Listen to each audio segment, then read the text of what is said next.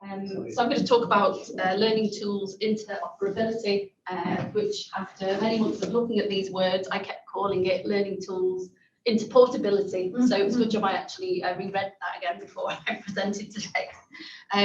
So it's kind of, I've called or titled the presentation A Voyage of Discovery, because I feel like for the last year, that's what it has been for me.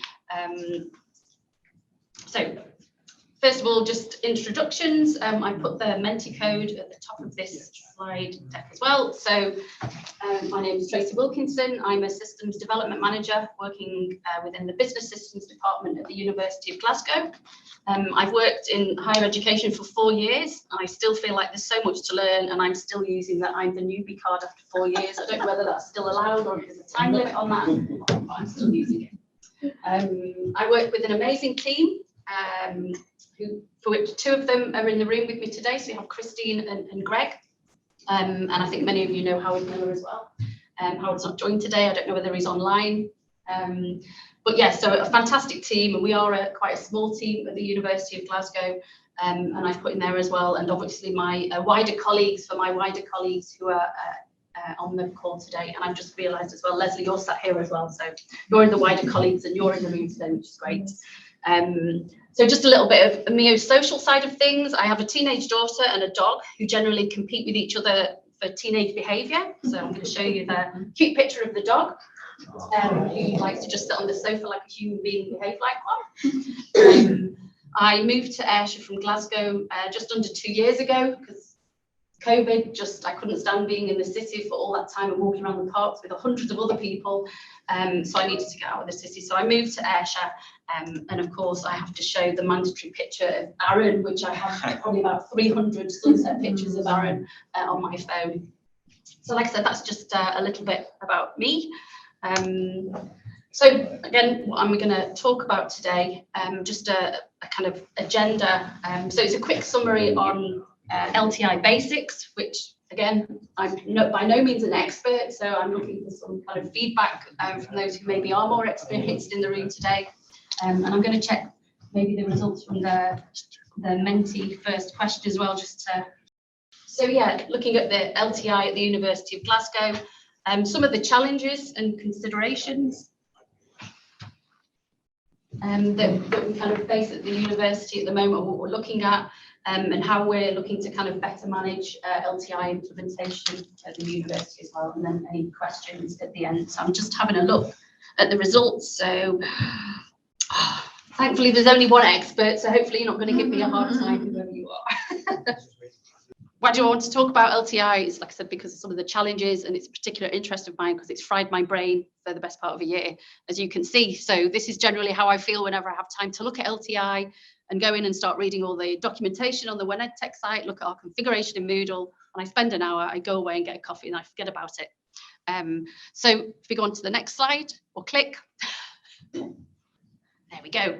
So this is where I'd like to get to. So I'm hoping over the course of this year, I will start to feel very zen and feel like that whenever anyone mentions LTI to me. So LTI Basics, this is by no means going into great detail, and as I mentioned at the start, I'm no expert with LTI from a technical perspective and still getting my head around the kind of configuration and all the things that kind of form part of integrating LTI into Moodle. So just it's got the summary there. I'm not going to read it all out. So LTI is a standard for anyone obviously wasn't aware. So it was developed by OneEdTech. It was formerly IMS Global. And it's basically for connecting learning applications and tools with an LMS and other services, so portals as well. So the basic workflow is that kind of engagement between an LMS administrator and a vendor who's providing the tool that's going to integrate with their system. So I've kind of over the last year worked with a couple of vendors, and it's, you know, we get on the phone, he shares his screen, I share mine, and we just kind of pop all the values in and it all just works and it's wonderful. And then there's also the opportunity for course owners, if they have permissions to create their own LTI at course level, they can do something similar. They just have kind of a set of credentials. They can select external tool, plug it all in, and then off they go. And then when the student accesses that resource on the Moodle course, they potentially still think that they're in Moodle and they just get on with the activity. And again, it's all wonderful. And then the other option is for the LMS administrators to create the pre-configured LTIs as well. So this is the kind of formal capacity where we've got the control over it, and we can configure the LTI with various options about how we want to make that integration visible. So it could be visible on the activity chooser where we kind of brand it and it's an activity in its own right. It can be on the kind of pre-configured list. That's kind of, I always think of that as a little bit behind the scenes, or the other option is where we don't make it visible to anyone and you're just sharing a specific kind of URL with course owners. And I always find that bit a little bit clunky. So like I said, it's basic and it all seems so easy. So if you could click, Kenji, there we go, first click. So these are the things that start coming into my head whenever I start thinking about LTI. So again, you know, we're integrating with an external system. So straight away, I'm wondering, is there a data sharing agreement already in place with that vendor service, especially if it's something we've been using for a long time and we're just getting asked to kind of integrate that into our VA system. And then thinking about the privacy settings as well, because again, for anyone familiar with LTI, you know, you can set privacy settings, you can share email addresses, names, you've got the grades service in LTI 1.3. So then the next thing I always think as well is the vendor One EdTech certified? So I became aware of this only a few months ago just through browsing the website, and I kind of looked through and you could see the Turnitins and the Kalturas, but then I started to think, well, we've got LTI integrations where those vendors are not listed on there, so that started getting me wondering, you know, should we actually be only integrating with vendors that are certified? Next one, Kenji. Thank you. So again, is the vendor tool visible to all courses? Because some of the tools that we're using, they are licensed. So again, how do we get around that kind of challenge? And I'll talk a little bit about that later on. Next one, thank you. So how are students made aware that their data is being shared with a vendor tool? And again, this is very dependent on the privacy settings that are configured on each LTI. But again, I start thinking, well, you know, if a student's using an external service, but they're not immediate, it's not immediately obvious to them, and we've pushed through the email address and the name, you know, where are they agreeing to their information being shared with that system, or is it all in our overarching kind of privacy policy at the university? Next one, please. So how to ensure LTIs are removed when no longer required, or if there's a contract in place, if that's kind of expired as well. So, you know, how good are we at taking things away when they're no longer needed? And I think we all know, who've worked in IT for many years, we're really bad at taking things away sometimes. So again, should a minimum standard now be LTI 1.3? So again, looking at all the material on the One EdTech site, there seems to be a lot of stuff on there encouraging people to upgrade to LTI 1.3 and migration paths.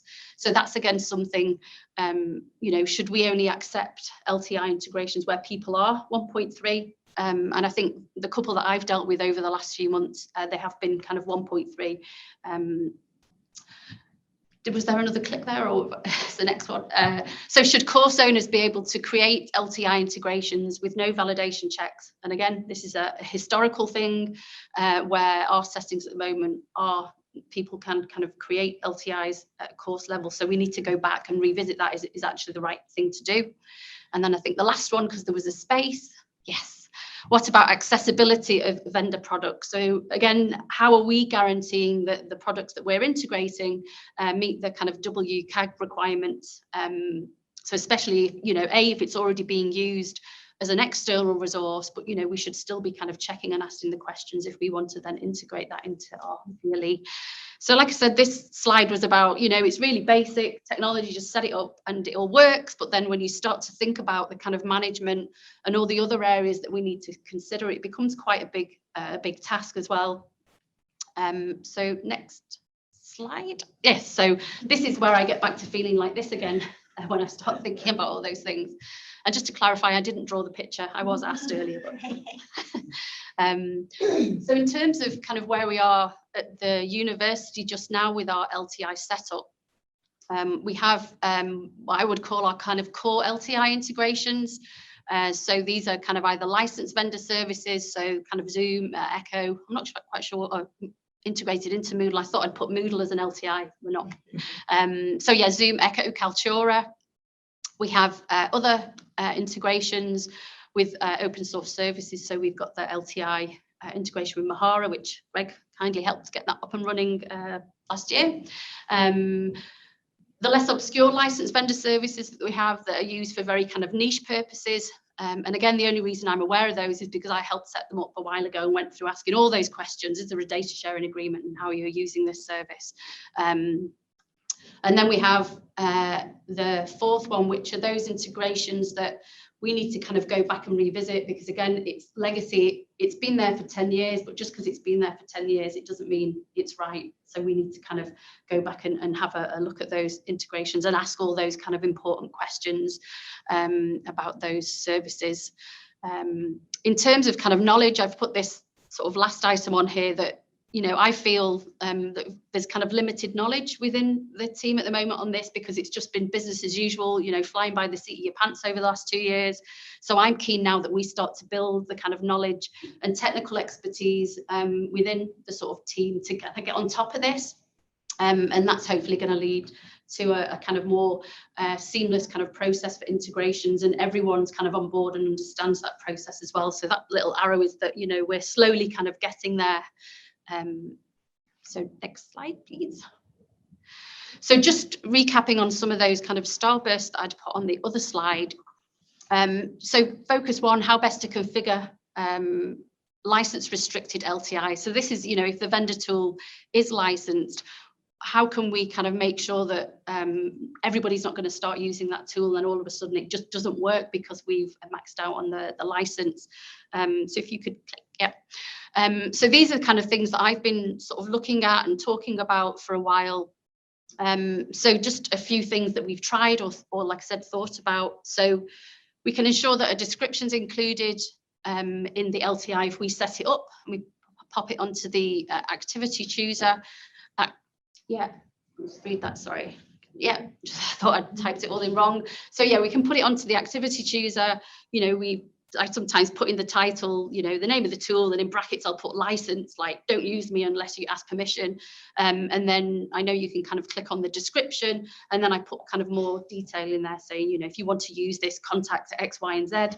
But that way you're always at the mercy of somebody clicking on that information button. And I'm not sure how many people do ever go and click on the information button on the activity chooser. I know I never used to do it. So that's kind of one way that we can set up, and we have got one of our integrations that's licensed kind of set up like that. We can make the tool only visible on that pre-configured list. So again, it's not on the activity chooser, but if you set up an external tool, it's in the drop-down list, so it's kind of less visible, but people could still use it. But as I've mentioned, if you take that approach, you don't have the description option that says, don't use me, I'm licensed, or go and speak to XYZ. Or the other one is that we can choose not to make the tool visible and just give the kind of URL out to specific course owners. But to me, that always feels a little bit clunky because, you know, people are going to put it in wrong, or, you know, they lose it, so they'll be constantly asking for it. And we're aware as well that there's currently a core Moodle enhancement that's pending. I've put the kind of MDL reference in there, and that's hopefully going to implement the capabilities to be able to restrict LTIs by Moodle category, which would be fantastic for us, because like I said, we do have LTI integrations that are used within specific kind of niche areas, so we can try and kind of lock them down that way if they are licensed. So like I said, that was just one area that we're looking at. So the other one about course owners setting up their own LTIs. So again, I've just highlighted those sort of starbursts, just covering this particular area. So again, we're kind of looking at this at the moment, and it's that, should we just switch it off and see what happens? Should we go and speak to people? So we're not quite sure on that at the moment. So I've said here, you know, it feels risky that we don't have any visibility of kind of what's being set up, and how do we make sure that, you know, if we leave that capability with course owners, that they're doing all those validation checks about accessibility and data privacy, and then, you know, if it's no longer required, are they removing it? So that's kind of one, like I said, area that we need to explore a bit more. I mean, I've said there as well, the preferable action to take forward is just to lock it down and kind of remove it and say, absolutely, this is what we're doing and this is the process. But we know if we kind of do that, it's going to require appropriate comms, and it might take about 4 years to do.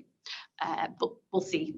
So again, further testing is required on this as well. So if we do remove the capability, I'm not quite sure what the implications would be for those who have set LTI integrations up at the course level. So I'd probably need to sort of test this out a little bit, or maybe just speak to somebody at kind of One EdTech just to try and understand what would happen if we kind of took that away. And then, like I said, you know, we'll get to the point where this managed tools interface, which I'm not sure how familiar everybody is with that, but whenever I go in, it's like the scroll of death at the moment, because I always assumed that screen was showing kind of the pre-configured tools, the ones that we had set up. And then I think over the last year, I think since particularly the introduction of Echo and Zoom and Kaltura, there's just a whole kind of mirage of links in there. And I know they've been set up at course level. And I just want that view to be clean and have like 9 LTI integrations that are pre-configured, and they're the ones that we've set up. And I know you can go and look at the pre-configured list and kind of see all the ones we've set up, but that interface to me just feels quite clunky. So the other focus area is about the upgrade from version 1.1 to 1.3. So I've just put some information there at the top of the slide. Again, this was just taken directly from the One EdTech site. I don't know whether there's been any sort of deviation from this, but looking at that, you know, we need to really try and push forward and try and get a plan in place to try and upgrade to 1.3, and then we can kind of leverage those LTI Advantage capabilities as well, or actually understand what they'd give us over and above the core 1.3. So again, the plan is to you know, engage with tool vendors and start opening up that dialogue. So any of them that are not 1.3 at the moment, is have the conversation. Are you working on it? Are you getting kind of certification? And if vendors say, well, we've got no plans for the next 2 years to upgrade or develop our, you know, 1.3, do we say, well, we're just removing the integration? Again, that's going to have implications, not only for kind of academics as well, for academics, for students, which, you know, might not create a lot of positive feedback. And then I've mentioned at the bottom as well, you know, do we want all our tool vendors to be LTI 1.3 certified, or is that kind of a too restrictive limitation? So I'd be interested to find out, you know, how everybody else is kind of approaching this as well. So the Mentimeter, there's another question on there just about those kind of 4 focus areas. So again, you know, if anybody's got any thoughts about other things that we need to be thinking around on those specific areas, or any other kind of advice or thoughts, it'd be great if you could just kind of post the feedback into that kind of second question that was on Menti. So this last slide is about our kind of implementation approach and how we want to kind of improve that kind of cycle of introducing and sort of removing. So I've put kind of ticks on some of them. So, you know, a formal request for submitting an LTI integration. We do have a kind of formal process there at the moment for all our VLE requests, but I think we need to obviously tailor it a little bit more for LTI, because there are very specific questions that we need to kind of be asking about that tool. And I've created like a basic template that I've kind of been using over the last year. So it's just going to a case of evolving that. So reviewing existing services, you know, are they licensed? Have we got a data sharing agreement in place? You know, privacy, accessibility. So that's kind of orange because, you know, I've started looking at it, but not really made that much progress. But again, we'll focus on that in the coming months.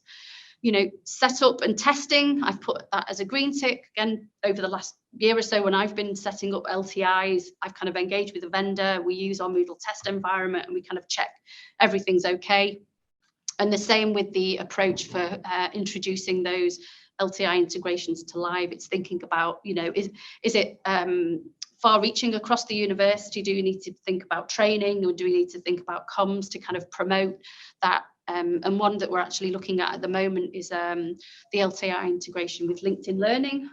So again, that would be available sort of institution-wide, but it's just thinking about how would we kind of promote that and how is it going to be used on courses. And the last one is, again, is the annual review cycle. So looking at all the LTIs we've got, and it means kind of engaging with who our kind of key stakeholders are, who kind of, I see them as the business owners of those LTIs if they've asked for them, and it's just asking the question, you know, does it still need to be there? So like I said, that's what we're, you know, hoping to aspire to, and we are kind of on that journey, but it still needs a little bit more work over the coming months. So last slide, what else should we consider in the future? So again, there's the last question on Menti, where again, you could put all your feedback in there. But one of the things that came to my mind that I kind of popped on here was around sort of similarity checking. So if there's a real drive to use these vendor tools to do assessments and activities, and those grades are kind of just feeding back into Moodle gradebook, is then where are the capabilities for similarity checking or other I suppose services that might be quite key, because you know Turnitin doesn't work with I don't know, the LinkedIn Learning if you're completing some kind of assessment on there. And like I said, I'm sure there are many other questions as well that I'll have in the future, and that people might have as well. And I know, like I said, that One EdTech resource has got so much information on it, but it is difficult to kind of navigate your way around and find the right information. So I think the next slide, and that's it.